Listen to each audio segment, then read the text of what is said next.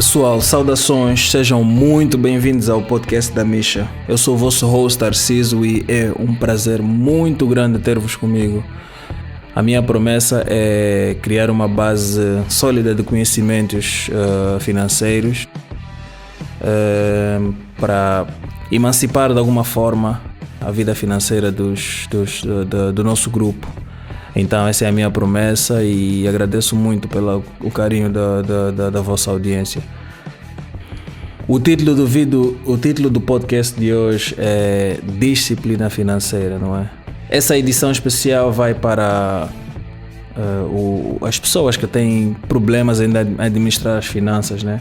Eu falo com propriedade porque eu também já passei por isso. Estou a falar das pessoas que antes mesmo do mês acabar já têm dívidas e o dinheiro já tem para onde ir antes sequer de chegar na mão. Estou a falar das pessoas que planeiam usar o dinheiro de uma forma e por falta de disciplina acabam por usar o dinheiro de uma outra forma muito diferente, sem plano nenhum. E principalmente as pessoas que nunca sabem explicar em que é que gastaram o dinheiro, não é? Como disse, eu já passei por isso e tudo isso passa por uma questão de conhecer e aprender.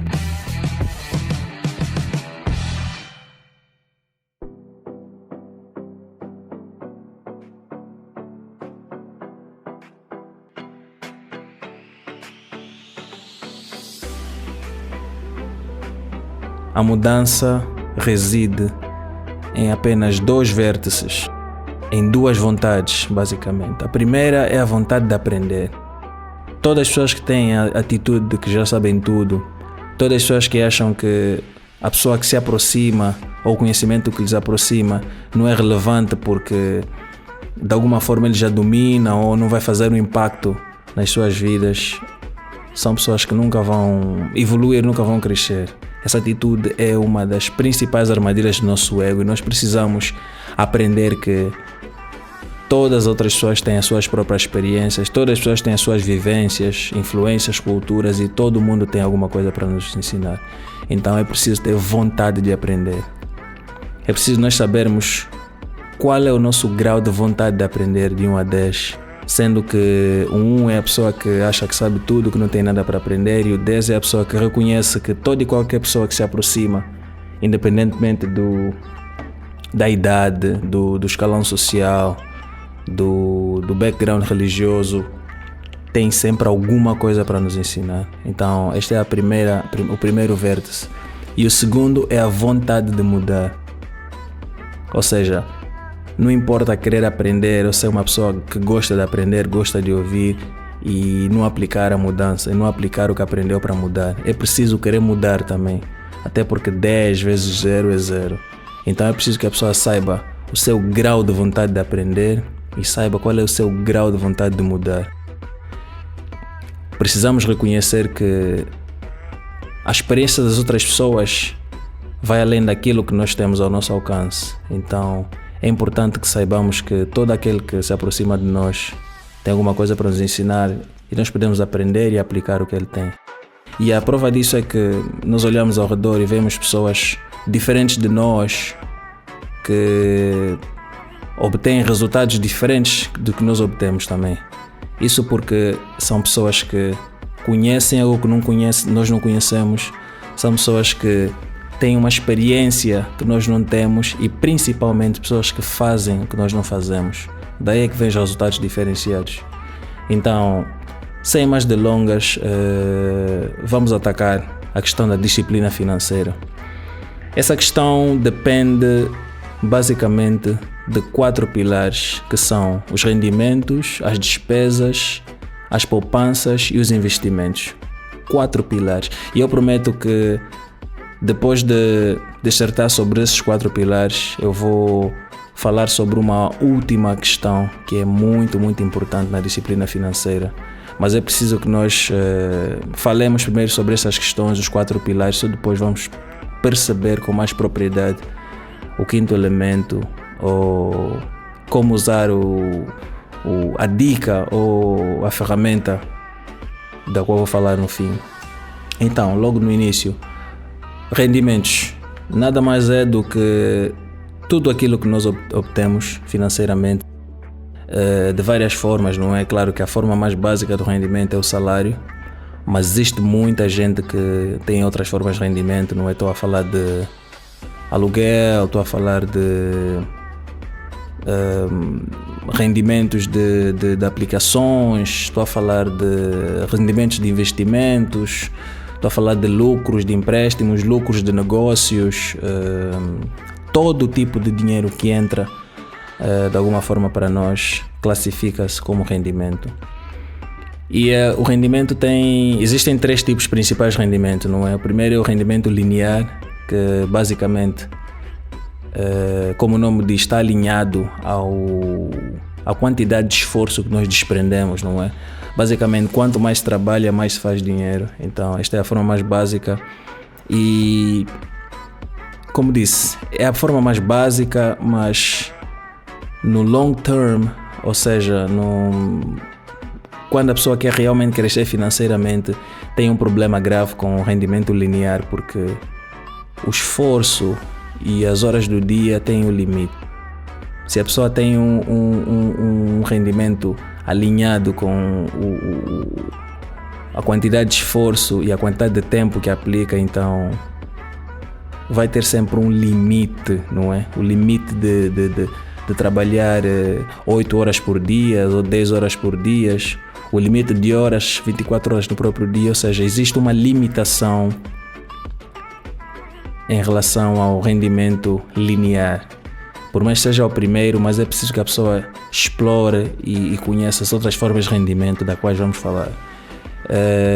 A segunda forma de rendimento, ou o outro método de rendimento, é o rendimento passivo, não é?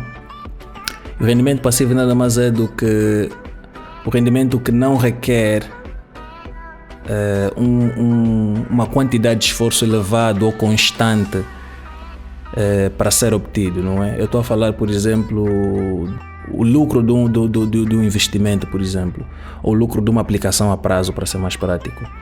As aplicações a prazos normalmente rendem a cada 3 ou 6 meses, não é?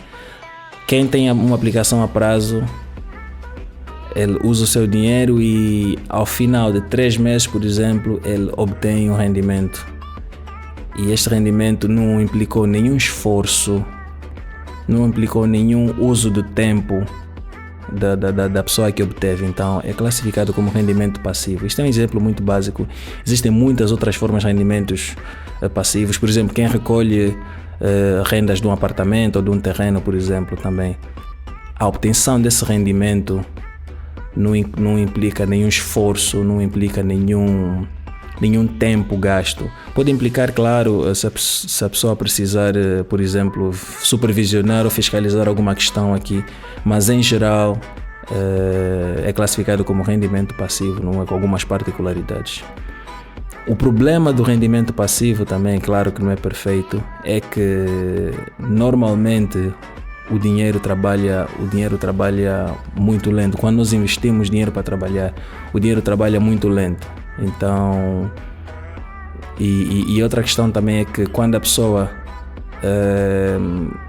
age de forma passiva diante dos rendimentos ou diante das atividades financeiras, normalmente elas não correm tão bem quanto poderiam correr se nós nos envolvêssemos. Então existe aí uma espécie de equilíbrio, não é? Se um rendimento é tão grande quanto o nosso esforço e o nosso tempo, o outro que é passivo não é tão grande exatamente porque não implica esforço e tempo, não é?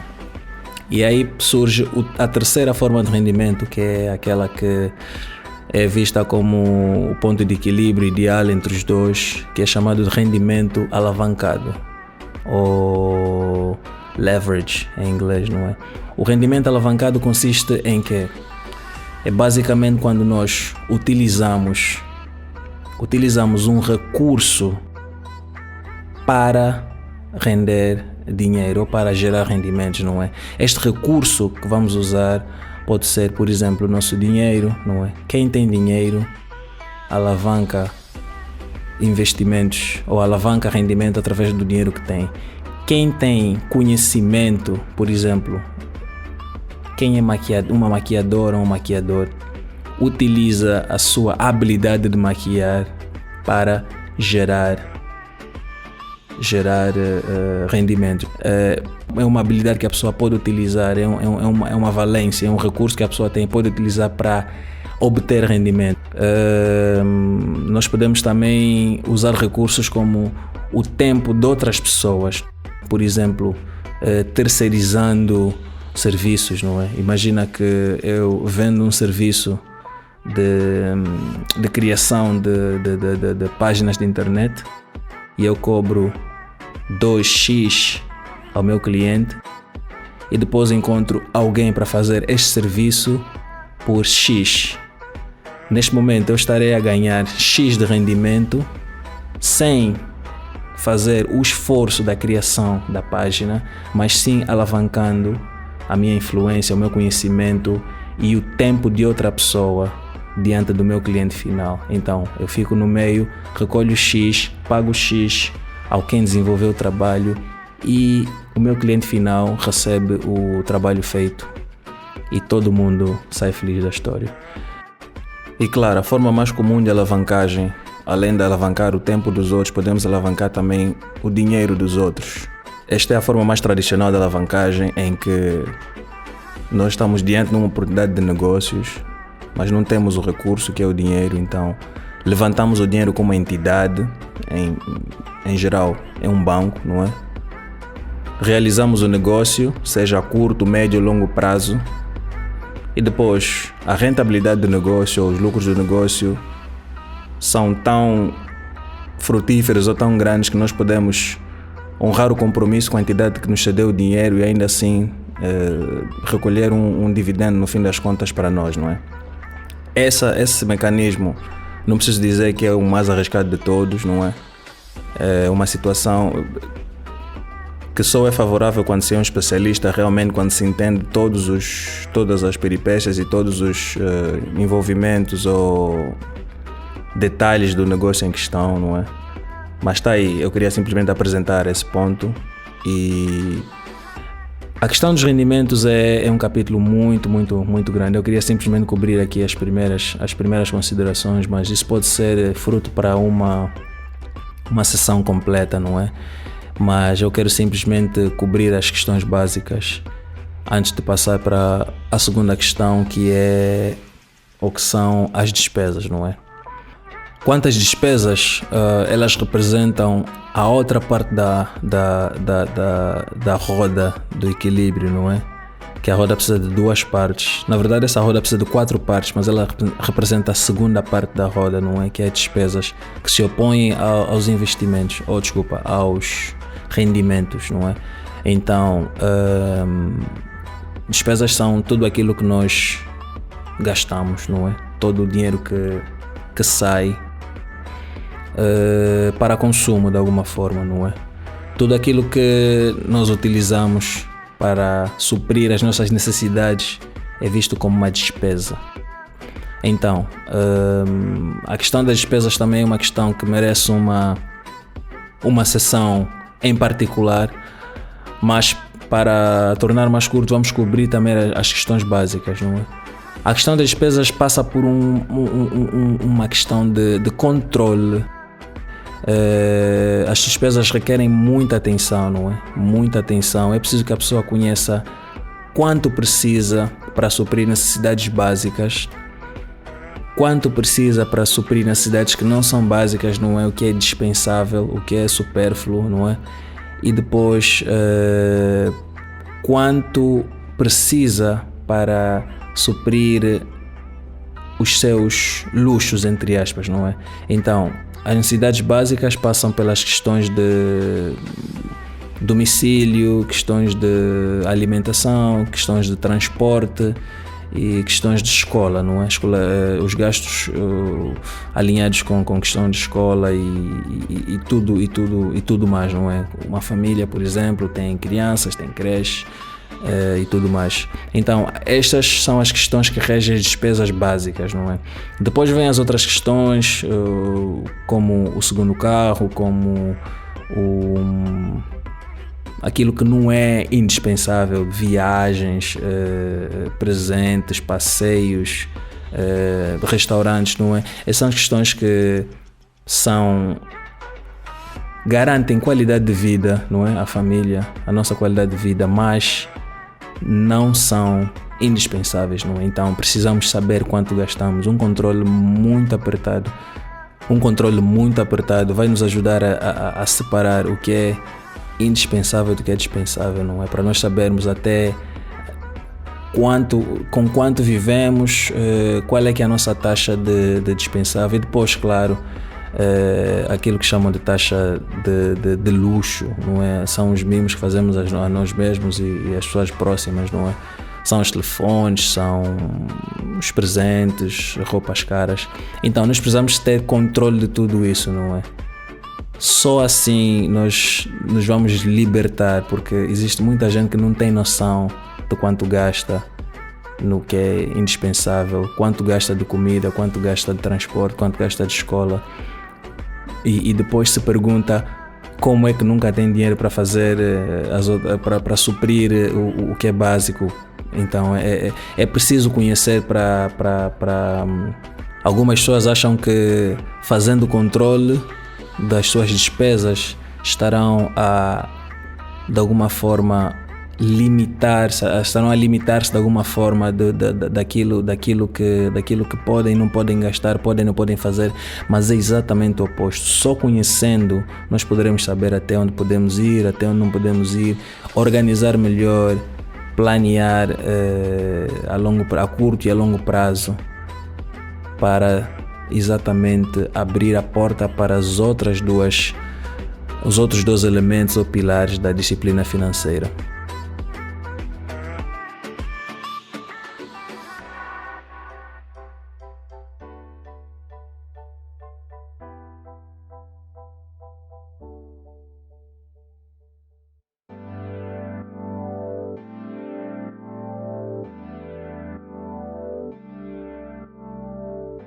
Logo a seguir vem a questão das poupanças.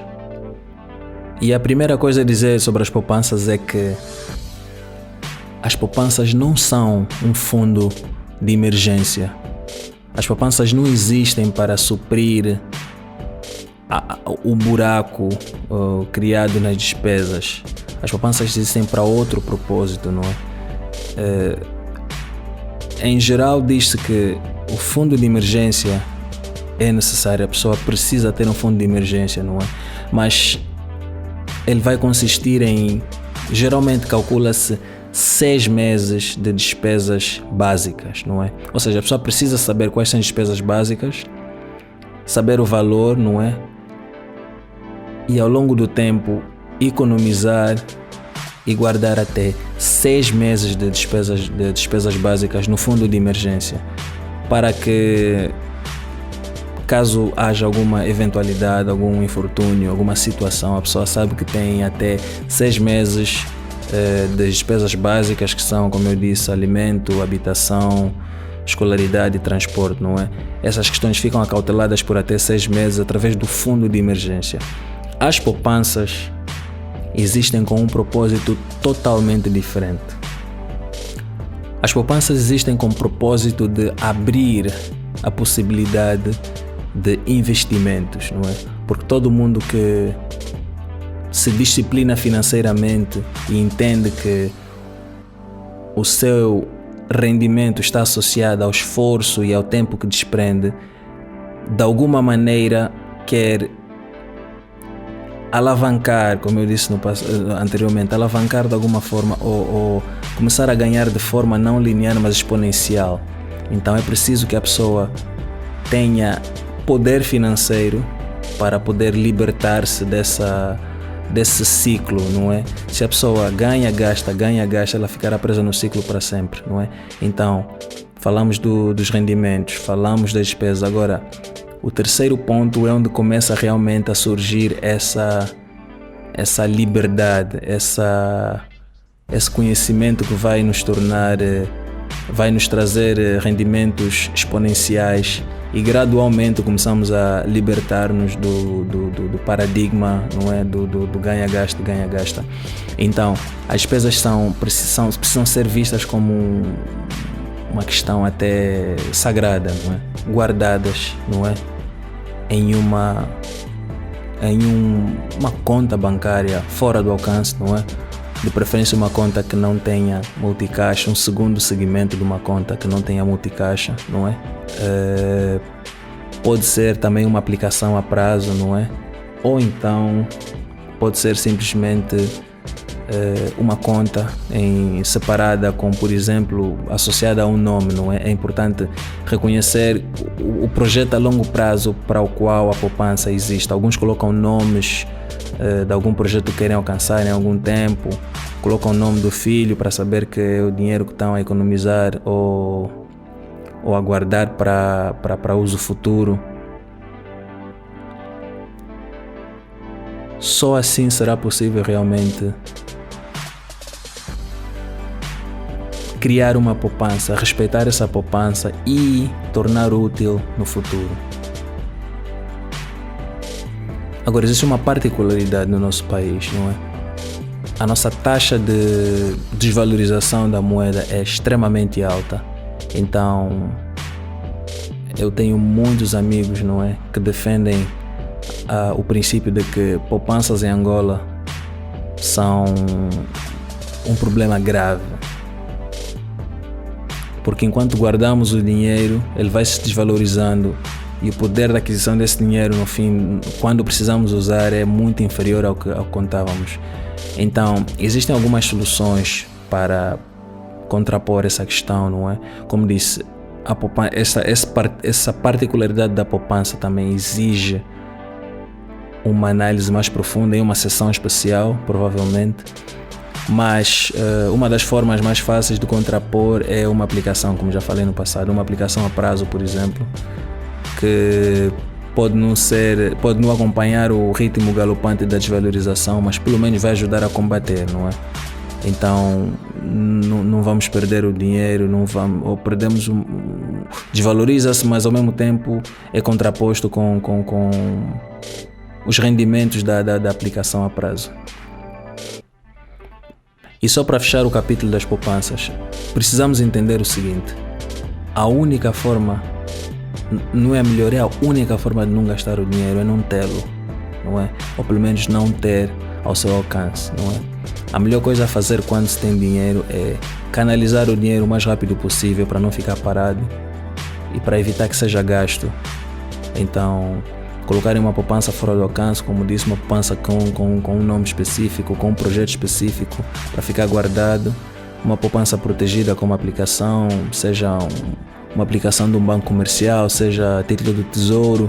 Isso também é uma questão que podemos ver em uma sessão particular, que o formato de aplicação, investimento em títulos de tesouro foi tornado muito mais fácil. Então existem soluções, não é? É uma questão de conhecermos e explorarmos, não é? E por fim, o último elemento ou o último pilar da disciplina financeira, que são os investimentos. Os investimentos só são possíveis quando há dinheiro para tal, o dinheiro reservado ou um recurso reservado simplesmente para o investimento. Em condições normais, esse dinheiro vem das poupanças, não é? Alguns, quando têm rendimento extra, também podem utilizar para tal, mas em geral é das poupanças, quando a pessoa guarda recursos por algum tempo, estuda qual é o melhor investimento que vai fazer e depois aplica ou explora esse caminho, não é? O que eu tenho a dizer sobre os investimentos é o seguinte: o melhor investimento continua a ser o mesmo. O investimento em nós mesmos, no conhecimento, em aquisição de experiência, em um curso, por exemplo, em uma valência que nós queremos criar para nós mesmos, não é? Sejam seminários, sejam cursos online, qualquer coisa que agregue valor a nós mesmos continua a ser o melhor investimento, porque o que nós absorvemos, as linhas que acrescentamos no nosso currículo, são ainda a melhor forma de tornar-se relevante no mercado de trabalho, tornar-se relevante no mercado, no paradigma econômico de hoje, não é? O Angola está a evoluir e nós precisamos ir juntos. O que conhecíamos no passado, hoje em dia, vai perdendo valor. Então é importante que haja essa necessidade ou esse investimento contínuo em nós, não é? Há pessoas que, por exemplo, determinam que vão fazer pelo menos um curso anualmente ou 2, uma formação, vão comprar um livro, vão fazer um seminário mas precisam fazer uma espécie de update anualmente e garantir que se continuam relevantes naquilo que fazem e naquilo que são. Então este continua a ser o melhor investimento. E segundo, é preciso sempre estudar, é preciso associar-se a pessoas que sabem o que fazem, de confiança, pessoas que têm experiência para partilhar. É preciso aprender, é preciso ler, é preciso esgotar todas as fontes antes de investir. Mas ao mesmo tempo, é claro que precisamos investir como disse Warren Buffett, com um pé de cada vez, não é? Testar a profundidade do rio com um pé. Mas a beleza dos investimentos é que nós nunca perdemos. Quando investimos, criamos alguma coisa, criamos não é propriamente uma marca, um processo, um negócio, alguma coisa nossa. Ou ganhamos sucesso ou ganhamos experiência, não é? O que aprendemos quando fazemos com as próprias mãos, quando saímos à rua e desenvolvemos por nós próprios, é uma coisa que não tem preço, é uma coisa que todo mundo precisa fazer em alguma altura para trazer para si, não é? Voltamos à questão de aprimorar as qualidades próprias de cada um. Então é importante que nós tenhamos essa audácia, essa vontade de crescer, não é? E conhecer essa realidade financeira, não é? Eu falei sobre investimento em educação, em cursos, e quero realçar que os cursos de contabilidade, por exemplo, contabilidade é um curso que todo mundo precisa fazer. Contabilidade não é coisa para quem é especialista na área. Contabilidade é um skill, é uma habilidade que todo mundo precisa, não é? Sem conhecer contabilidade é praticamente impossível ter alguma disciplina financeira, reger as suas próprias contas, ter controle sobre rendimentos e despesas. É preciso que a pessoa tenha esta valência no seu leque para garantir a disciplina financeira. E a beleza, o melhor é que hoje em dia a pessoa não precisa fazer um curso intensivo ou longo de contabilidade. Pode comprar um livro, pode fazer um curso online, pode conversar com um contabilista para ensinar. Ou seja, existem várias opções, não é? E existem pessoas que têm fórmulas também para percentagens, não é? Para como vão distribuir os rendimentos, não é? Dedicam uma percentagem específica para as despesas, uma percentagem específica para as poupanças e uma percentagem específica para o fundo de emergência. Eu não sou fã desse processo, não. Eu não gosto de atribuir percentagens, porque cada um tem uma realidade diferente. Mas o princípio mantém-se, não é? A primeira coisa é conhecer as nossas despesas dispensáveis e indispensáveis. Depois construir o nosso fundo de emergência com no mínimo 6 meses de suporte financeiro. Ao mesmo tempo que vamos construir o nosso fundo de emergência, vamos também tirando algum para as poupanças que precisam ser protegidas contra a inflação e contra a depreciação da moeda. E por fim, quando tivermos nosso fundo de emergência, podemos dedicar mais dinheiro às nossas poupanças e depois alimentar os nossos investimentos, não é? Existe uma coisa que eu queria partilhar com vocês também, que é uma experiência muito agradável. É quando nós conseguimos finalmente ter algum rendimento vindo dos nossos investimentos, por exemplo. A primeira vez que eu obtive um rendimento que não foi um rendimento linear, que não foi um rendimento que foi do trabalho, que não foi um rendimento que foi do salário, eu senti uma alegria muito grande, não é? Senti que afinal existem outras formas de ganhar dinheiro, não é? Existem outras formas de se emancipar financeiramente. Isso foi um investimento, não é? Que não gerou uma receita muito grande, mas cobriu o dinheiro que entrou e gerou lucros.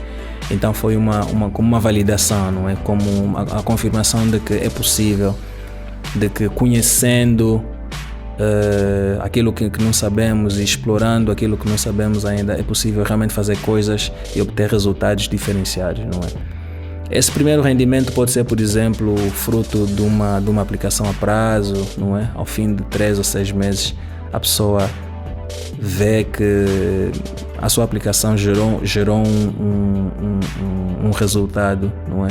Sem que ele desprendesse esforço, não é?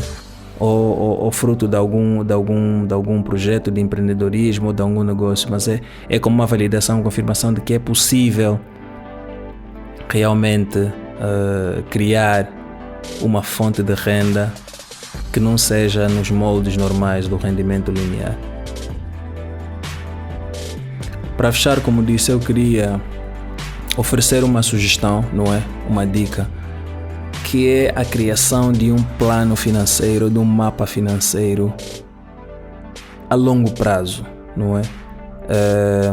Eu não estou a falar de um mapa de despesas, não é? De despesas mensais ou de ganhos mensais, não estou a falar de um plano financeiro a longo prazo, não é? Onde a pessoa vai ver os gastos a longo prazo, vai ver os ganhos a longo prazo, vai ver o crescimento da poupança a longo prazo, não é? E vai ver também o crescimento dos investimentos, não é? Esse plano precisa mostrar projeções para o ano inteiro, não é? Para 1 ano à frente, 2 anos à frente, mas é preciso que nós criemos um mapa dessa natureza, um mapa com projeções, porque com este mapa, eu não sei se é possível fazer um mapa nesses moldes em papel, não é? Mas eu estou a falar numa tabela do Excel, porque com essas projeções nós colocamos os ganhos futuros, não é? Por exemplo, se temos um emprego, colocamos o nosso ganho mensal para o resto do ano, depois colocamos as nossas despesas para o resto do ano e vamos ver a diferença, não é? Então nós podemos ajustar, olha, no próximo mês eu vou ter que gastar um pouquinho menos, ou no próximo mês eu vou ganhar o bônus de viagem, no próximo mês eu possivelmente vou fazer um negócio, no próximo mês ou daqui a 3 meses vou fazer uma aplicação a prazo, no próximo mês vou pegar algum dinheiro e investir em alguma coisa. Ou seja, este mapa a longo prazo, essa projeção vai nos mostrar exatamente, vai nos abrir o caminho para planear e para organizar-se a um próximo nível, não para 1 mês, não para 2 meses, mas para 1 ou 2 anos à frente, não é? E este é o caminho, é assim que as pessoas crescem, não é? Financeiramente, com esse tipo de disciplina. A outra coisa que esse mapa vai nos permitir ver claramente é que se nós planeamos as despesas, nós vamos conseguir ver o impacto que elas têm, não é? Porque se eu tenho uma despesa, estou no mês de janeiro, tenho uma despesa neste mês, essa despesa vai afetar o mês de fevereiro, março, abril, maio, afeta todo o plano financeiro, todo. Se eu gastar mais dinheiro do que planeei, afeta todo o plano financeiro. Se eu ganhar menos dinheiro, afeta todo o plano financeiro. Então, dá-nos a chance, por exemplo, de organizar, olha, no mês A eu ganhei menos dinheiro do que contava, eu gastei mais, então no mês B eu preciso ajustar, não é? Dando-nos essa chance de fazer uma projeção a longo prazo e ir ajustando e depois encaixar exatamente, por exemplo, uma viagem, ver qual é o mês que tem uma folga maior, ver qual é a altura em que há menos gastos, ver qual é a altura que há mais ganhos. Então, este tipo de disciplina, este tipo de atitude é que nos vai permitir fazer a diferença, criar riqueza, disciplina e principalmente uma visão para o futuro, não é? Só quando temos uma visão clara que conseguimos realmente alcançar resultados diferenciados.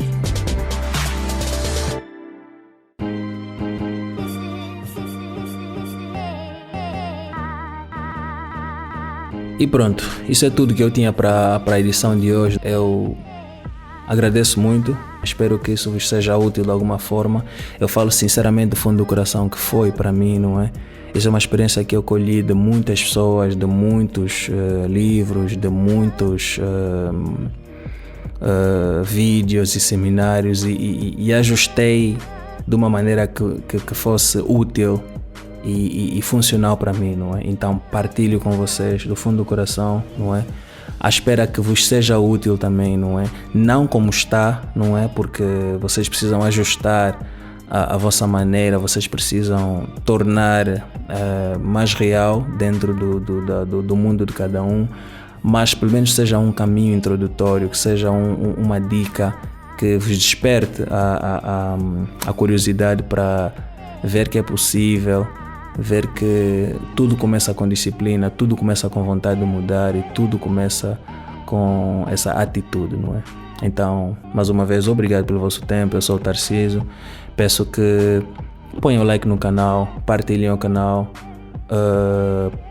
subscrevam o canal, sigam no Facebook e no Instagram e fiquem atentos às próximas edições, que eu vou trazer muitas pessoas que vão nos ajudar a aprender coisas novas, e eu peço que vocês nos acompanhem e fiquem atentos para as próximas edições. Muito obrigado, um abraço do fundo do coração e até já.